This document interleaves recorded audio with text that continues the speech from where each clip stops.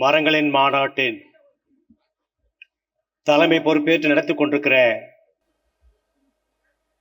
எங்களது பாசத்திற்குரிய அண்ணன் செந்தமிழர் சீமான் உள்ளிட்ட அனைவருக்கும் வணக்கம். மரங்களின் மாநாடு, இங்க உயர்ந்து நிக்கிற இந்த மரங்களுடைய குணங்களை பத்தி நம்ம பேசணும். சிகப்பு சந்தன மரம் இசைக்கருவி பயன்படுது, முகப்பு சாயத்துக்கு பயன்படுத்துறாங்க. ஆனா இந்த உலகத்துல ஏற்படுற அத்தனை நில அதிர்வுகளுக்கும் அங்கங்கே ஏற்படுகிற அணு உலை பாதிப்புகளுக்கும் கட்டுப்படுத்தக்கூடிய ஒரே மரம் உலகத்திலே இந்த செம்மரக்காடு. வேற எந்த அறிவியல் வளர்ச்சியும் நம்ம ஒண்ணும் பண்ண முடியல. இந்த இடத்துல இருக்கிறதுனா அணு உலையே வந்தாலும் இந்த மரத்தை பாதுகாத்துக்கும்.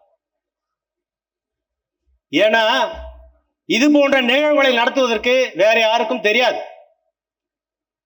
மண்ணை பாதுகாத்தால் தான் மக்களை பாதுகாக்க முடியும்.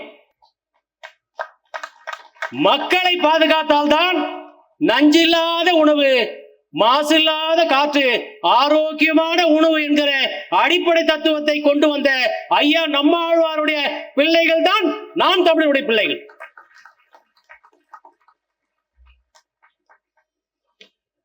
எல்லா இடத்திலும் மரங்கள் நட்டுட்டே தான் இருக்காங்க.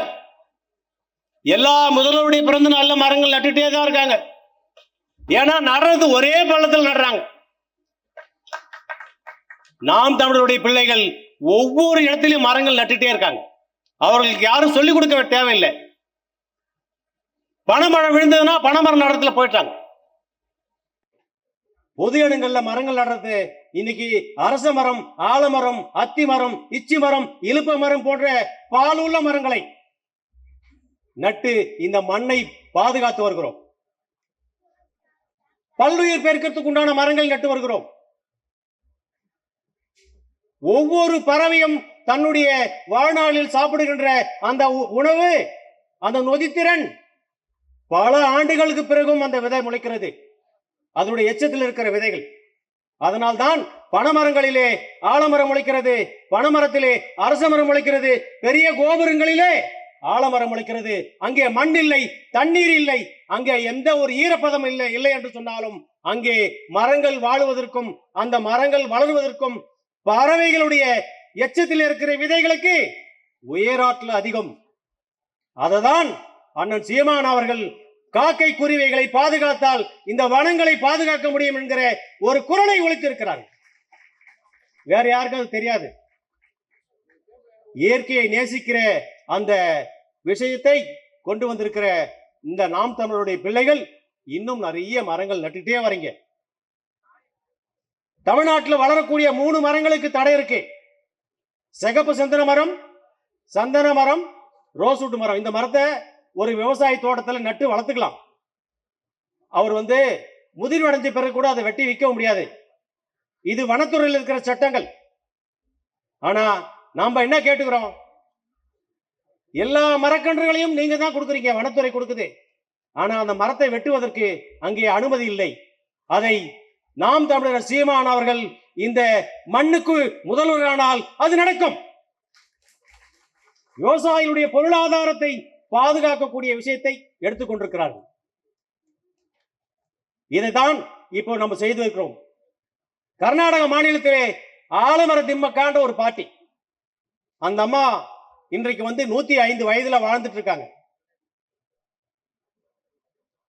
65 ஆண்டுகளுக்கு முன்னாடியே 185 ஆலமரத்தை நட்டு வளர்த்தாங்க. அந்த அம்மாவுக்கு குழந்தைகளே இல்லை. உலக நாடுகளுக்கிற எந்த தலைவர் வந்தாலும் அந்த அம்மா தான் பார்த்துட்டு பரிசு கொடுத்துட்டு போறாங்க. நானும் போய் சந்திச்சேன் 3 ஆண்டுக்கு முன்னாடி அவங்கள. அவங்க சொன்ன விஷயம், எனக்கு பிள்ளைகளே இல்லை, இந்த 280 ஆலமரம் தான் என்னுடைய பிள்ளைகள் என்று சொல்லி வளர்த்துட்டாங்க. அது மாதிரி ஒரு விஷயத்தையும் நாம் செய்து கொண்டிருக்கிறோம். நம்மாழ்வாருடைய எடுத்துக்கொண்டிருக்கிற இந்த இயற்கையை பாதுகாக்கிற விஷயம் மட்டுமல்லாது பாரம்பரிய உணவுகளும் இன்றைக்கு அழிந்து வருகிறது. அதையும் நாம் தமிழர் தான் செய்து கொண்டிருக்கிறார்கள். இன்னொரு விஷயத்தை, முக்கியமான விஷயத்தை நான் பதிவு செய்து கொள்கிறேன். மண்ணுக்கேத்த மரங்களை நடவு செய்து வருகிறோம். செம்மண் கலந்து சரளை மண்ணுல எந்த மாதிரி மரங்கள் நடணும், எந்த ஓர் மண்ணுல எந்த மாதிரி மரங்கள் நடணும் அப்படின்னு தொடர்ந்து பயணம் செய்து கொண்டிருக்கிறோம். அதனால்தான் இங்கே வந்திருக்கிற பிள்ளைகள் எல்லோரும் இந்த தமிழகம் முழுவதும் ஒவ்வொரு மாவட்டத்திலும் ஒருவர் குறுங்காடுகளை உருவாக்கி இருக்கிறார்கள். அந்த பெருமை நாம் தமிழருக்கு தான் இருக்கிறது. அந்த வகையிலே நானும் ஒரு 15 ஏக்கரிலே காடுகளை உருவாக்கி 1000க்கும் மேற்பட்ட மரங்களை உருவாக்கி இருக்கிறோம். 1000 அரிய வகை மரம், இந்தியாவில் இருக்கிற எல்லா மரங்களையும் கொண்டாந்து நட்டு வச்சிருக்கிறோம். ஏன்னா வருங்கால சந்ததியர் வந்து இந்த மரங்களை பாரு, இதனுடைய பயன்பாட்டை கத்துக்கோ அப்படின்னு சொல்லி கொடுத்துட்டே இருக்கிறோம். வேடந்தாங்கல் பக்கத்துல என்னுடைய கிராமம் இருக்குது. ஆனாலும் நம்மளுடைய காக்கை, குருவி, சிட்டுக்குருவி எல்லாம் 2000 பறவை அந்த காட்டிலே தங்கி ஓய்வு எடுத்து பயணம் செய்கிறது.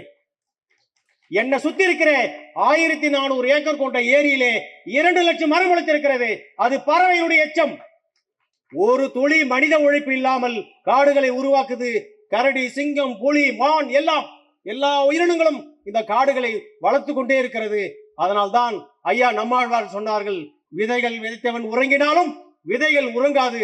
இந்த நாட்டிலே எல்லா மரங்களையும் காடுகளையும் நாம் உருவாக்கிவிட்டால் அதிகப்படியான மரங்களை பறவைகளே, உயிரினங்களே வளர்த்தெடுக்கும் என்று சொல்லி மீண்டு கொள்கிறேன். நன்றி, வணக்கம்.